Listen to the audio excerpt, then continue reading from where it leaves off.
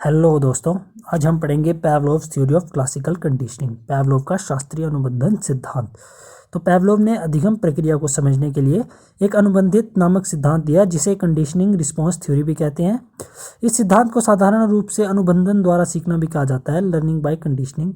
अनुबंधन का ये सबसे पुराना रूप भी है, इसलिए इसे शास्त्रीय नाम की संज्ञा के साथ जोड़ी है। कई बार पेपरों में क्वेश्चन आया है शास्त्रीय अनुबंधन का सिद्धांत किसने दिया, तो वो है पैवलोव। तो ये क्वेश्चन ये भी आता है कि पैवलोव ने अपना एक्सपेरिमेंट किस पे किया, तो वो उस टाइम आएगा कुत्ते पर।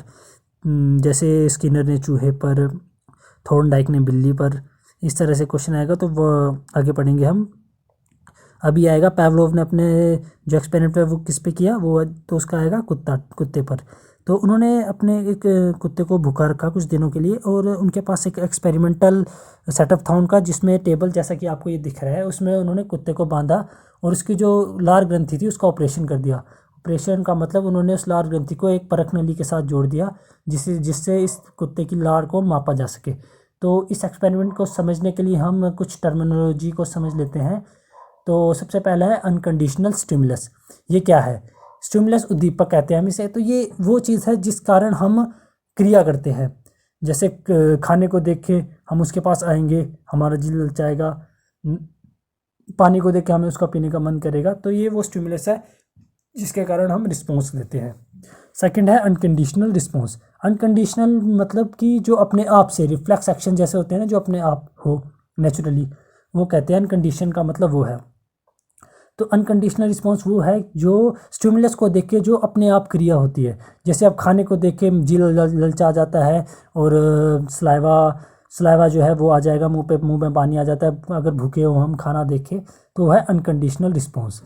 तो अगला है कंडीशनल स्टिमुलस। तो कंडीशनल स्टिमुलस वो है जो उद्दीपक तो है, पर उसका रियल में कोई लेना देना नहीं है कि ये क्यों है। अब जैसे एक बेल है, अब बेल का और हमारे खाने का कोई लेना देना नहीं है, और वही नीचे कंडीशनल रिस्पॉन्स है। ये वो रिस्पॉन्स है जिसका कोई लेना देना है नहीं स्टिमुलस से। जैसे कि अब एक बेल को देख के तो हमारे मुंह में लार आने वाली है नहीं, तो ये कैसे आ रही है? तो वही है कंडीशनल, मतलब जिसे बार बार प्रैक्टिस दोहरा के कंडीशन कर दिया होगा, जिसकी कंडीशनिंग होगी हो। तो ये चार चीज़ें समझ लेना। अनकंडीशनल स्टिमुलस, अनकंडीशनल रिस्पॉन्स जो कि नेचुरली होता है, जिसे नेचुरल स्टिमुलस और नेचुरल रिस्पॉन्स भी कहते हैं, और कंडीशनल स्टिमुलस, कंडीशनल रिस्पॉन्स, जिसे आर्टिफिशियल स्टिमुलस और आर्टिफिशियल रिस्पॉन्स देते हैं। तो आइए हम दोबारा इस सेटअप पे समझते हैं। तो इस सेटअप पे उन्होंने क्या किया, उन्होंने इस कुत्ते को जो कि भूखा था इसे बांधा था, और इसके सामने ऑटोमेटिक तरीके से खाना आता था। तब ये भूखा था, जाहिर सी बात है कि इसके मुंह में सलाइवा तो आएगा ही आएगा खाने को देख के। तो खाना देखता, तो खाने देख के इसके मुंह में सलाइवा आ जाता। तो उन्होंने क्या किया, शुरू में भोजन दिया। जैसे कि अब मैं आपको यहाँ दिखाता हूँ। हाँ, जैसे कि इन्होंने भोजन दिया जो कंडीशनिंग के पहले था। तो अनकंडीशनल स्टिमुलस क्या था? भोजन दिखाया, कुत्ते के मुंह में लार आई। खाना देख के ऑब्वियस सी बात है कि उस भूखा था कुत्ता, उसे लार तो आनी ही थी। तो ये अनकंडीशनल रिस्पॉन्स था किसका? अनकंडीशनल स्टिमुलस का। तो उन्होंने क्या किया कि अब खाने के साथ बेल भी बजाई। जैसे खाना देना था उससे दो सेकंड पहले बेल बजाते थे, बेल बजाया, खाना दिया।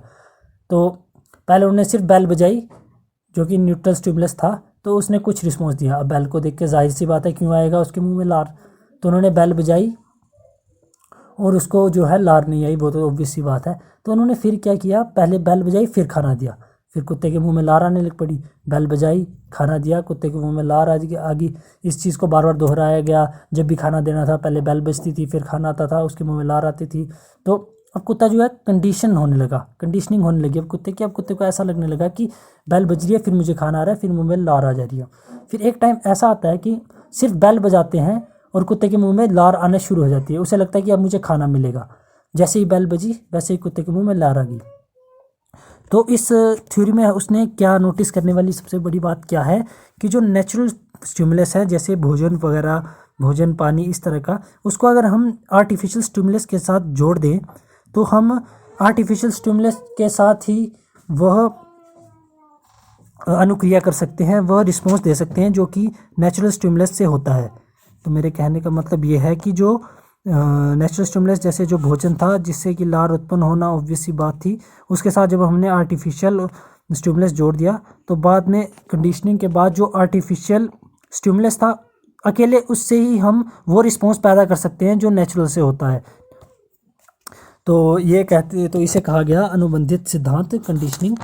तो अब हम पढ़ते हैं इसका एजुकेशनल इम्प्लीफिकेशन, कि इसका एजुकेशन में क्या उपयोगिता रही। तो सबसे पहली उपयोगिता तो ये थी, fear love and hater towards different subjects are created through conditioning. तो इसका मतलब ये है कि जो डर, प्यार और नफ़रत है, इस तरह की भावनाएं आराम से बच्चे में पैदा की जा सकती हैं। जैसे मैं एग्जांपल देता हूँ कि अगर एक सामान्य बच्चे को गणित का एक अध्यापक, मान लो मैथ का एक अध्यापक जो होता है टीचर, वह उससे ठीक तरीके से व्यवहार नहीं करता है, उसका मजाक उड़ाता है, उसे मारता है छोटी छोटी गलतियों पे, तो उसको एक डर बैठ जाएगा। और वो डर इतना हो जाएगा कि वो डर कब उस टीचर से उस सब्जेक्ट में पहुंच गया उस बच्चे को खुद पता नहीं लगेगा। अब उस सब्जेक्ट की वजह से उस टीचर की वजह से उसका डर उस सब्जेक्ट में बैठ गया कि नहीं मैथ से, तो वो जीवन भर मैथ से, ज़िंदगी भर मैथ से डरेगा।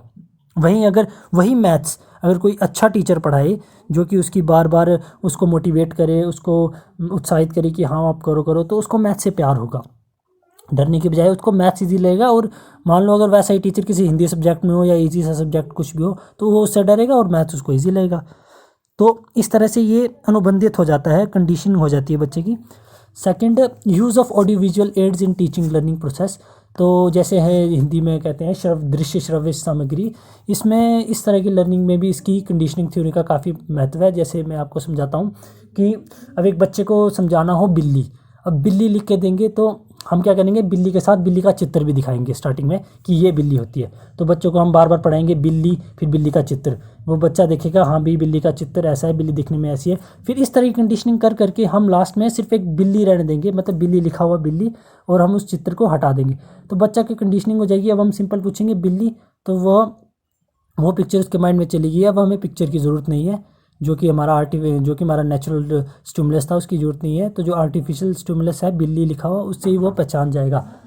और थर्ड है unhealthy attitude, superstition, fear, phobias can be remove through deconditioning. तो इसमें क्या है कि अब अच्छी आदतें और बुरी आदतें, अब कंडीशनिंग का जो रिज़ल्ट होता है वो पॉजिटिव भी हो सकता है, नेगेटिव भी। अब हम किसी अच्छी चीज़ को कंडीशनिंग में ला के एक बच्चे को अच्छा भी बना सकते हैं और इसी कंडीशनिंग करके बच्चे को बुरा भी बना सकते हैं। जैसे एक बच्चा किसी विशेष वस्तु से अगर डरता है जो कि डरना नहीं चाहिए, तो हम कंडीशनिंग करके उसी चीज़ से हम उसका प्यार भी उत्पन्न कर सकते हैं। और कोई जो चीज़ बुरी है उससे हम दूर भी कर सकते हैं जो उसे अच्छी लगती है। तो कंडीशनिंग करके उस चीज़ को बता सकते हैं कि इससे दूर रहे, वो खुद ब खुद कंडीशनिंग से वो चीज़ छोड़ देगा जो हम उसे छुड़ाना चाहते हैं। तो ये काफ़ी उपयोगी सिद्धांत रहा है पैवलोव का।